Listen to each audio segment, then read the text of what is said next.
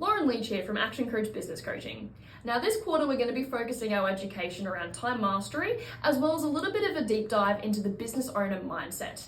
But let's kick things off with a really important topic, tracking your time. Now at Action Coach we are really strong believers that you cannot manage what you do not measure, so we need to start measuring your time.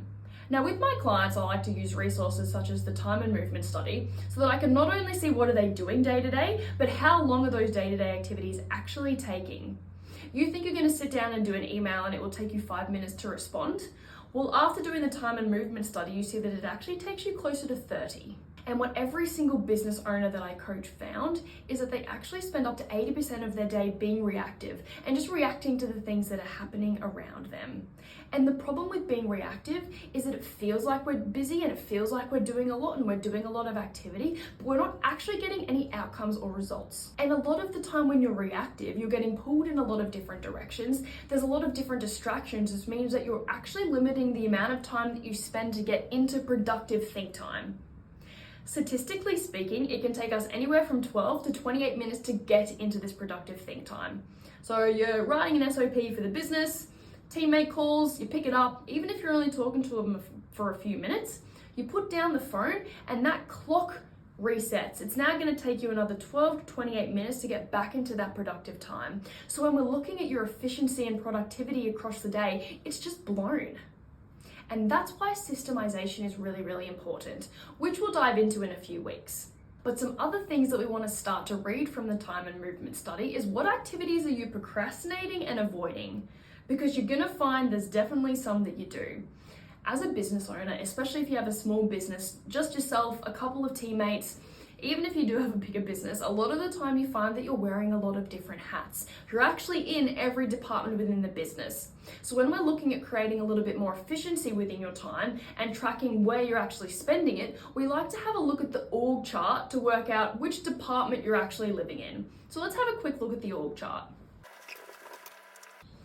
So technically speaking, within the org chart, we have 4 main departments within which everything else fits. So the first one is admin. Ultimately, they receive, they store, and they distribute communication.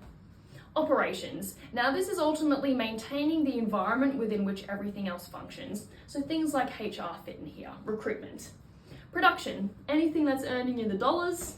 And then business development, so sales and marketing. The new people who are not in the database, telling them about us and bringing them in. So we have a look at, okay, how much of your week that we've tracked in your time and movement study is distributed between the different departments within the org chart, because you're going to find that there's one that you hate.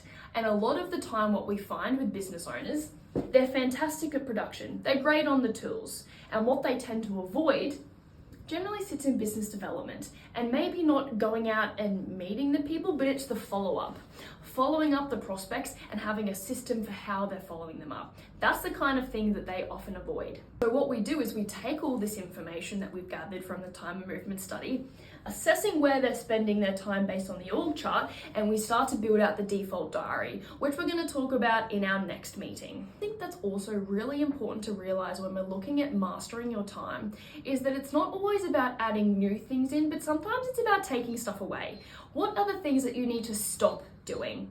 It's like if you want to get healthier, it's not just about adding a million sessions in across the week. Sometimes it's just about not having dessert after dinner every single night, or shrinking the portion size of a certain type of food. That's another thing for you to start to consider. What are the things that you need to stop doing to better manage your time, but also make your time more productive? All right, so now some action points off the back of today to get you started. The first one is you actually need to start tracking your time. Look at what you're doing day to day and where your time is spent. I will provide a resource that will help you do that, so that you can actually start to notarize where you're spending all your time. I'm gonna recommend to do it for at least 5 days. 5 business days. Next thing in yourself is start to notice the kind of activities that you avoid and procrastinate. You definitely do. All of us do. So working out exactly where that is, where within the org chart they live, means that you can make some more strategic decisions about what you need to systemize within your default diary. And then last thing, what are the 3 things that you need to stop doing across the week to start to manage your time better and make it more efficient and more productive? So next lesson, we're going to dive further into analyzing all this information that you've gathered and creating your default diary, as well as what do we need to start to systemize to make your week and your day a lot more productive and a lot more efficient. This is Leach from Action Coach.